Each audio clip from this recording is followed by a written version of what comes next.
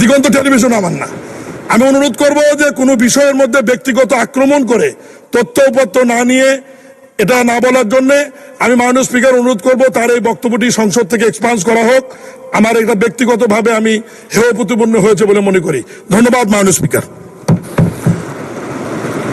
মাননীয় সদস্য, আপনি তো আপনার ব্যক্তিগত কৈফিয়ত দিয়েছেন, সুতরাং মাননীয় সদস্য যা বলেছেন সেটাও প্রসিডিং এ থাকবে, আপনি যা বলেছেন সেটাও প্রসিডিং এ থাকবে। আমরা পরীক্ষা নিরীক্ষা করে দেখব এর মধ্যে অসংসদীয় কোনো কিছু আছে কিনা। ধন্যবাদ। মাননীয় সদস্যবৃন্দ, দিনের কার্যসূচি অনুযায়ী এখন আইন প্রণয়ন কার্যাবলী।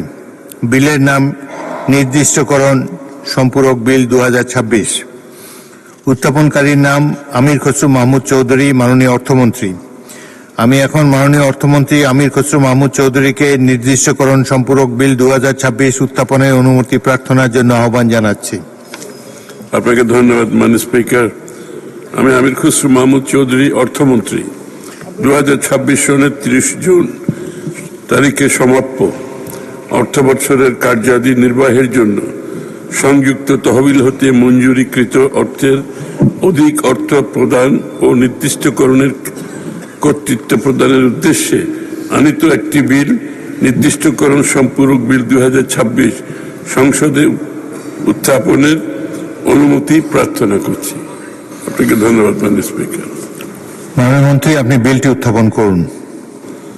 আপনাকে ধন্যবাদ মাননীয় স্পিকার। আমি আমির খসরু মাহমুদ চৌধুরী, অর্থমন্ত্রী, 2026 সনের 30 জুন তারিখে সমাপ্য অর্থ বছরের কার্যাদি নির্বাহের জন্য সংযুক্ত তহবিল হতে মঞ্জুরিকৃত অর্থের অধিক অর্থ প্রদান ও নির্দিষ্টকরণের কর্তৃত্ব প্রদানের উদ্দেশ্যে আনিত একটি বিল নির্দিষ্টকরণ সম্পূরক বিল 2026 সংসদে উত্থাপন করছি।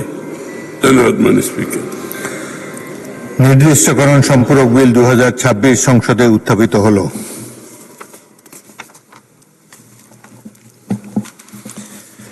আমি এখন মাননীয় অর্থমন্ত্রী আমির খসরু মাহমুদ চৌধুরীকে নির্দিষ্টকরণ সম্পূরক বিল 2026 অবিলম্বে বিবেচনার প্রস্তাব উত্থাপনের জন্য আহ্বান জানাচ্ছি। ধন্যবাদ মাননীয় স্পিকার।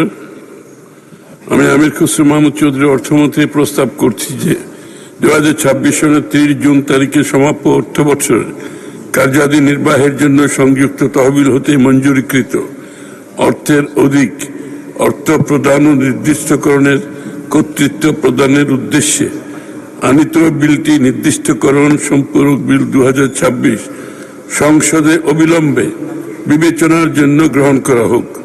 ধন্যবাদ মাননীয় স্পিকার।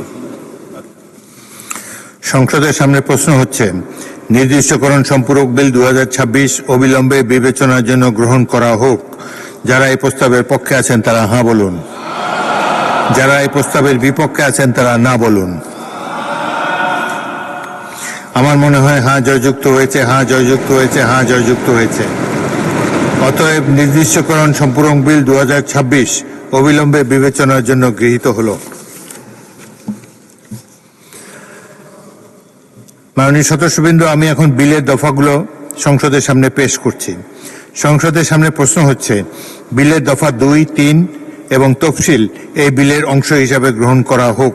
যারা এই প্রস্তাবের পক্ষে আছেন তারা হ্যাঁ বলুন। যারা এই প্রস্তাবের বিপক্ষে আছেন তারা না বলুন। আমার মনে হয় হ্যাঁ জয়যুক্ত হয়েছে, হ্যাঁ জয়যুক্ত হয়েছে, হ্যাঁ জয়যুক্ত হয়েছে। অতএব বিলের দফা 2, 3 এবং তফসিল এই বিলের অংশ হিসাবে গৃহীত হলো। সংসদের সামনে প্রশ্ন হচ্ছে, বিলের 1 দফা বলবৎকরণ দফা প্রস্তাবনা, প্রবর্তন এবং শিরোনাম এই বিলের অংশ হিসাবে গ্রহণ করা হোক। যারা এই প্রস্তাবের পক্ষে আছেন তারা হ্যাঁ বলুন। যারা প্রস্তাবের বিপক্ষে আছেন তারা না বলুন। আমার মনে হয় হ্যাঁ জয়যুক্ত হয়েছে, হ্যাঁ জয়যুক্ত হয়েছে, হ্যাঁ জয়যুক্ত হয়েছে।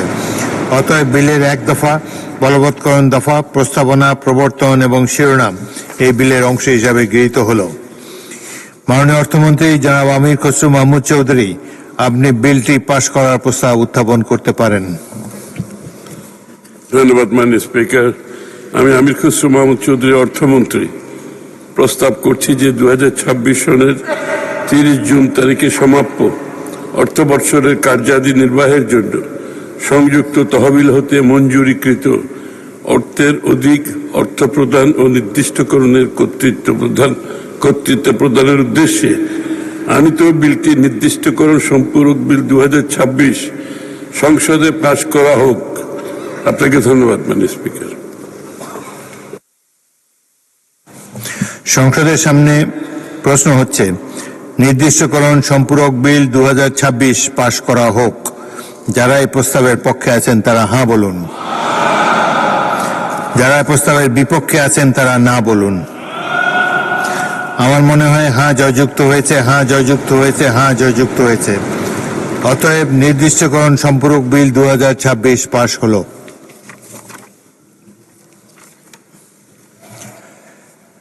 মাননীয় সদস্যবৃন্দ, সংসদের বৈঠক আগামীকাল 2রা আষাঢ় 1433 16 জুন 2026 রোজ মঙ্গলবার বিকাল 3 ঘটিকা পর্যন্ত মুলতবি করা হলো। আপনাদের সহযোগিতার জন্য ধন্যবাদ। বাংলাদেশ জিন্দাবাদ।